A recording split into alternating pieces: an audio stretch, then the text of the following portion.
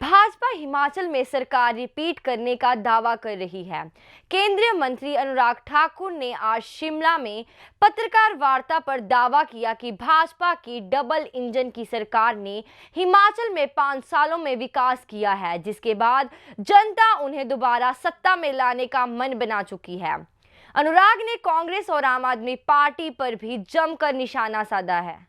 भाजपा हिमाचल में सरकार रिपीट करने का दावा कर रही है। केंद्रीय मंत्री अनुराग ठाकुर ने आज शिमला में पत्रकार वार्ता कर दावा किया कि भाजपा की डबल इंजन की सरकार ने हिमाचल में 5 सालों में विकास किया है, जिसके बाद जनता उन्हें दोबारा सत्ता में लाने का मन बना चुकी है। अनुराग ठाकुर ने कहा कि भाजपा की डबल इंजन की सरकार ने एम्स, बल्क ड्रग पार्क जैसे बड़े बड़े संस्थान प्रदेश को दिए हैं। स्वरोजगार के नए मार्ग सृजित किए गए हैं। उन्होंने कहा कि हिमाचल में विकास की रफ्तार है, फिर भाजपा सरकार है। अनुराग ने कांग्रेस पर निशाना साधा और कहा कि कांग्रेस झूठे वादों की पार्टी है। पंजाब में इनकी सरकार रही, लेकिन कर्ज माफ करने का जो वादा किया था वह पूरा नहीं किया। हर घर से सरकारी नौकरी का वादा किया, लेकिन पूरा नहीं किया गया। ये चुनावों से पहले कोरे कागज भरवाते हैं, बाद में भूल जाते हैं। भारत जोड़ो यात्रा में कभी भाई बहन नहीं जुड़ सके, यह भारत को क्या जोड़ेंगे। वहीं कांग्रेस के द्वारा लाई जा रही चार्जशीट पर भी अनुराग ने निशाना साधा है। उन्होंने कहा कि कांग्रेस का राष्ट्रीय व प्रदेश नेतृत्व बेल पर है, जो स्वयं भ्रष्टाचार में डूबे हैं। वह क्या चार्जशीट लाएंगे। दूसरी ओर आम आदमी पार्टी भी भ्रष्टाचार में डूबी है। पंजाब और दिल्ली के स्वास्थ्य मंत्री पहले भ्रष्टाचार में स्लिप्ट पाए गए और अब दिल्ली के उप मुख्यमंत्री शराब घोटाले में फंसे हैं।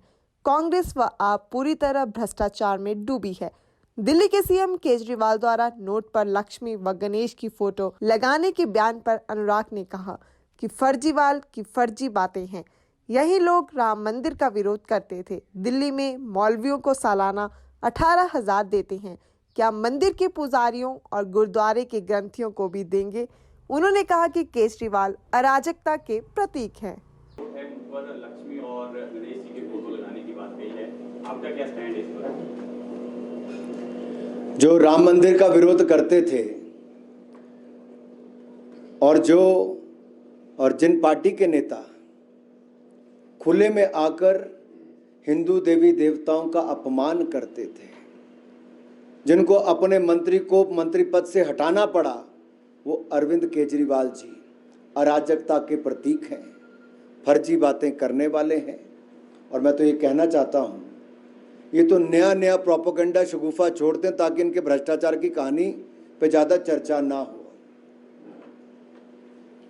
मैं आपसे पूछना चाहता हूँ, अरविंद केजरीवाल जी, दिल्ली में मौलवियों को तो आप 18,000 रुपये साल का देते हो, मंदिर के पुजारियों को, गुरुद्वारे के ग्रंथियों को, चर्च के पादरियों को भी क्या आप 18,000 रुपये प्रति वर्ष देने का काम शुरू कर रहे हो? क्यों नहीं दे पाए? ये फर्जीवाल हैं जी, ऐसा ही होता है। फर्जी वाले जो हैं यही काम करते हैं।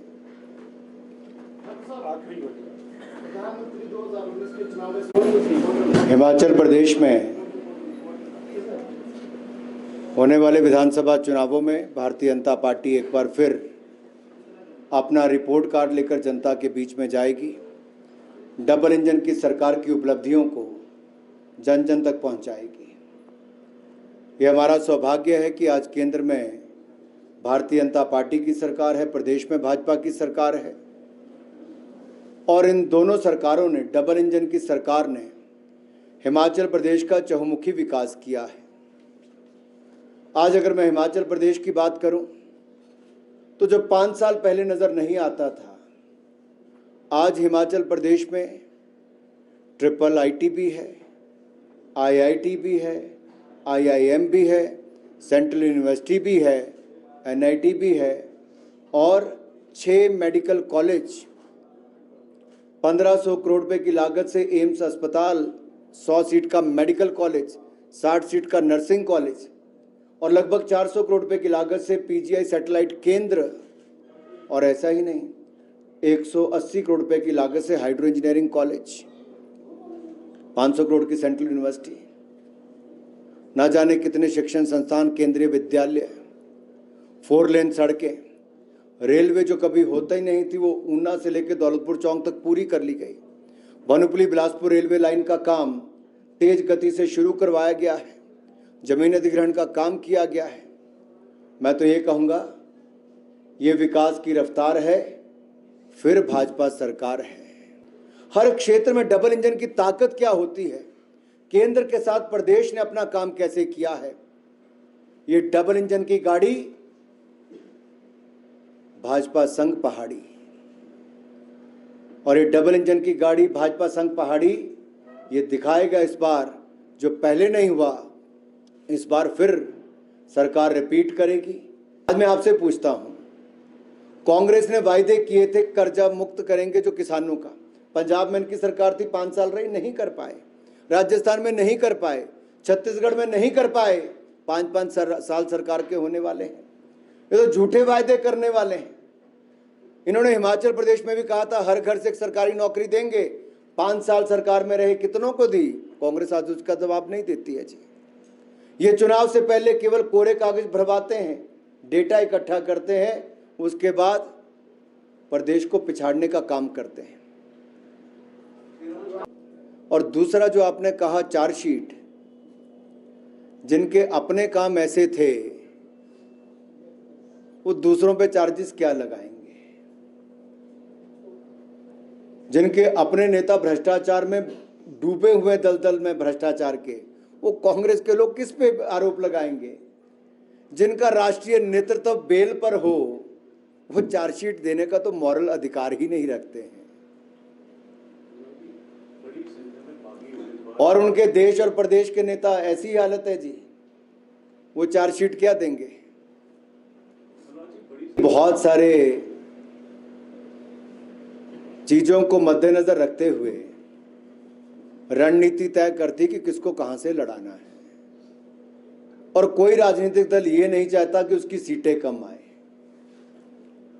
वो रणनीति के तहत आपको कभी एक सीट से कभी दूसरी से लड़ाया जाता है। हमें हिमाचल में आदत नहीं है, क्योंकि छोटा राज्य है, लोग एक ही सीट से लड़ने की आदत होती है।